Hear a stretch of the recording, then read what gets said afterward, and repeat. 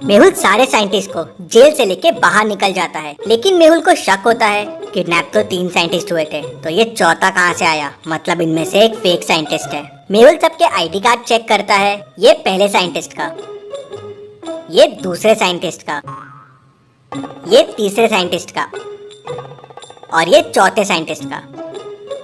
अब इनमें से एक आईडी कार्ड फेक है। क्या आप बता सकते हैं इनमें से कौन सा साइंटिस्ट फेक है? सोचिए और मुझे आपका आंसर कमेंट करके बताइए।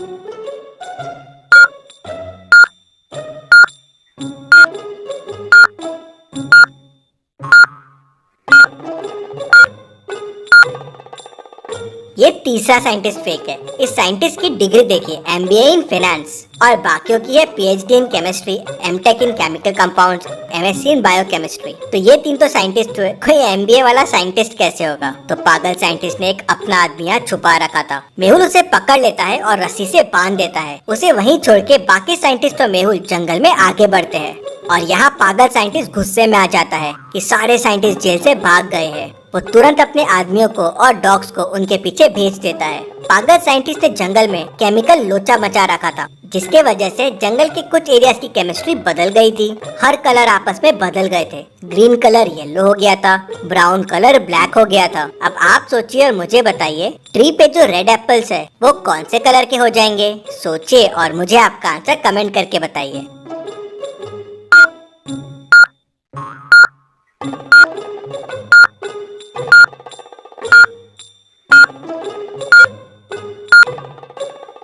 पास में देखिए, पिंक रोजेस का ट्री है और एक रोज नीचे पड़ा हुआ है। नीचे पड़ा हुआ रोज रेड कलर का है। मतलब ये पागल साइंटिस्ट के एक्सपेरिमेंट के पहले गिर गया होगा। इसका मतलब ये रेड रोज का ट्री है, मतलब रेड कलर पिंक हो गया है, तो एप्पल का कलर भी पिंक हो जाएगा। मेहुल और साइंटिस्ट ऐसे पिंक कलर के एप्पल्स देख के डर जाते हैं। उन्हें जोरों से भूख लगी थी, लेकिन एप्पल्स बिना खाए ही आगे बढ़ जाते हैं।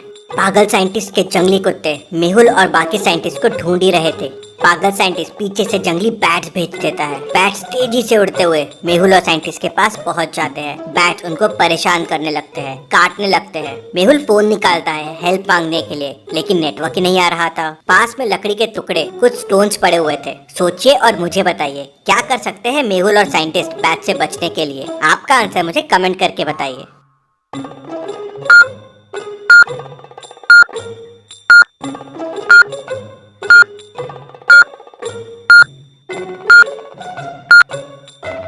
मेहुल ने जब फोन बाहर निकाला था तो फोन की लाइट से बैट्स थोड़े पीछे हुए थे। वही मेहुल समझ गया था कि लाइट से इन्हें डर लगता है। बैट्स नाइट में ही जागते हैं, दिन में सोते हैं। मेहुल ने फोन का फ्लैश चालू कर दिया और बैट्स को दिखाने लगा। उससे बैट्स डर गए और वहाँ से भाग गए। मेहुल और साइंटिस्ट तेजी से जंगल में आगे बढ़ने लगे।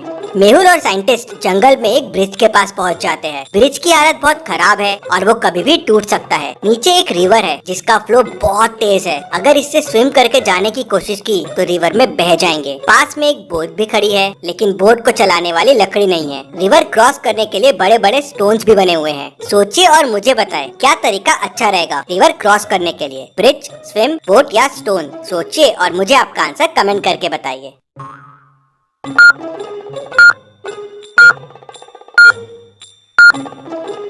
रिवर का फ्लो बहुत तेज है, तो स्विम और बोट काम नहीं आएंगे। अगर आपने बोट से जाने की कोशिश की तो वो अलग डायरेक्शन में ही निकल जाएगी, और अगर ब्रिज से गए तो वो टूट जाएगा और आप पानी में बह जाएंगे। मतलब स्टोन से कूद के जाना ही सेफ है। मेहुल और साइंटिस्ट भी वही करते हैं। स्टोन्स पे कूदते हुए रिवर क्रॉस कर लेते हैं और जंगल में आगे बढ़ते हैं। जंगल में आगे बढ़ते बढ़ते मेहुल का पैर एक मधुमक्खी के छत्ते पे पड़ जाता है। उसमें से बहुत सारी मधुमक्खियां बाहर आ जाती है। मधुमक्खियां मेहुल और साइंटिस्ट को परेशान करने लगती है। वो आसपास देखते हैं तो ट्री की कुछ लकड़ियां पड़ी होती है, स्टोन्स पड़े होते हैं। अब इन मधुमक्खियों से बचने के लिए क्या करना होगा मेहुल और साइंटिस्ट को? उनके पास 4 ऑप्शन है। पहला तो लकड़ी से मधुमक्खियों को भगाने की कोशिश करे। दूसरा, उन पे स्टोन्स फेंके। तीसरा, वहाँ से तेजी से भागे। या चौथा, धीरे धीरे चल के वहाँ से निकल जाए। आपको क्या लगता है कौन सा तरीका सही रहेगा? सोचिए और जल्दी से आपका आंसर कमेंट कीजिए।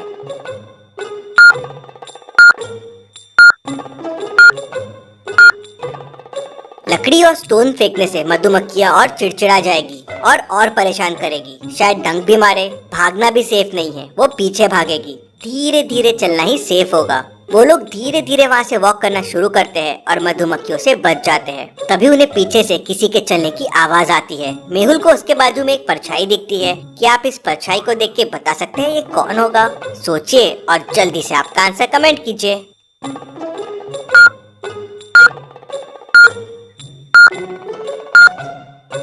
सर कटा हुआ है, मतलब ये एक ज़ॉम्बी है। ज़ॉम्बी को देख मेहुल और साइंटिस्ट वहाँ से भागना शुरू करते हैं। भागते भागते उन्हें सामने का एक गड्ढा नहीं दिखता और वो लोग उस गड्ढे में गिर जाते हैं। अब ज़ॉम्बी उनके पास आने लगता है। गड्ढे में उन्हें कुछ चीजें दिखती है। 3 गुलेल दिखती है, एक बंदूक, एक कटर, एक बैट। क्या इनमें से कोई चीज को यूज करके वो ज़ॉम्बीज को भगा सकते हैं? सोचिए और मुझे आपका आंसर कमेंट करके बताइए।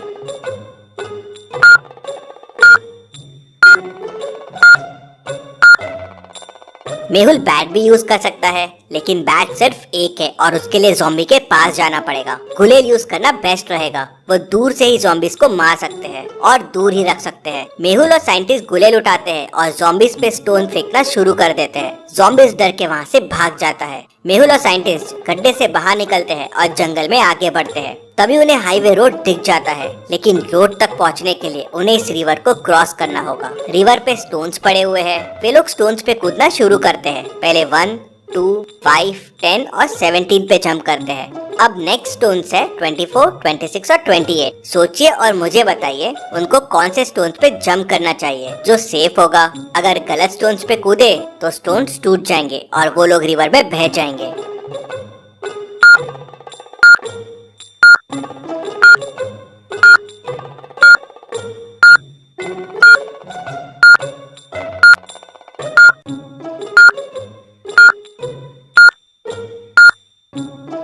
सही स्टोन है 26।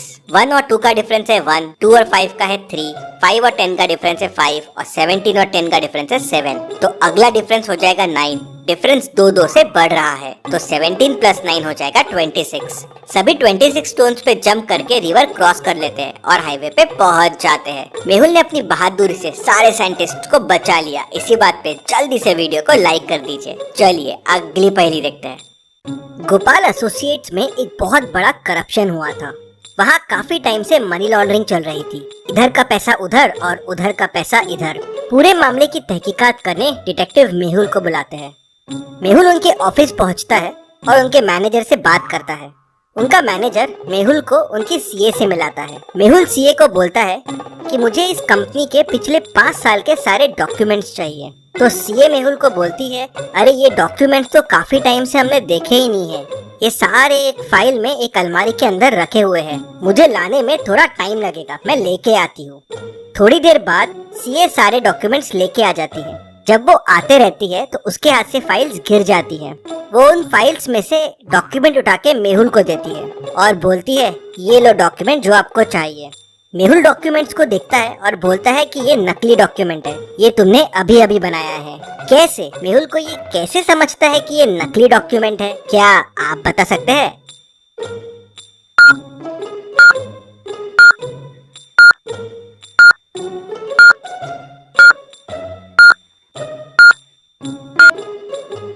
चलिए इसका आंसर देखते हैं। सीए जो डॉक्यूमेंट्स मेहुल को देती है उनमें होल्स नहीं थे, मतलब ये डॉक्यूमेंट कभी फाइल में रखे ही नहीं गए। उसी से मेहुल को समझ जाता है कि सीए झूठ बोल रही है और उसे नकली डॉक्यूमेंट्स दे रही है। इतनी मजेदार पहेलियों के लिए जल्दी से चैनल को सब्सक्राइब भी कर लीजिए। चलिए अगली पहेली देखते हैं।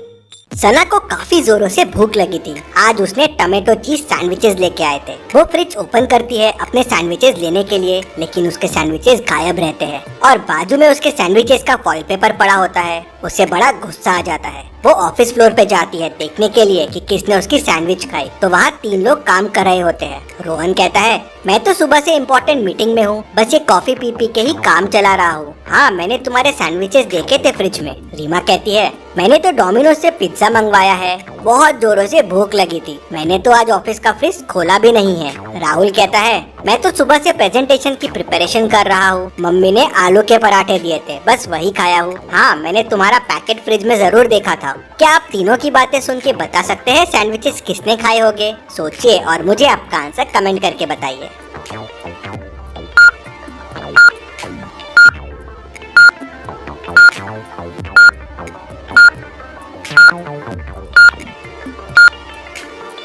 चलिए इसका आंसर देखते हैं। सैंडविचेस रोहन ने खाए हैं। रोहन को कैसे पता चला कि सना ने सैंडविचेस लाए थे? उसके सैंडविचेस तो फॉइल पेपर में रैप्ड थे। वहीं वो पकड़ा जाता है। चलिए अगली पहेली देखते हैं।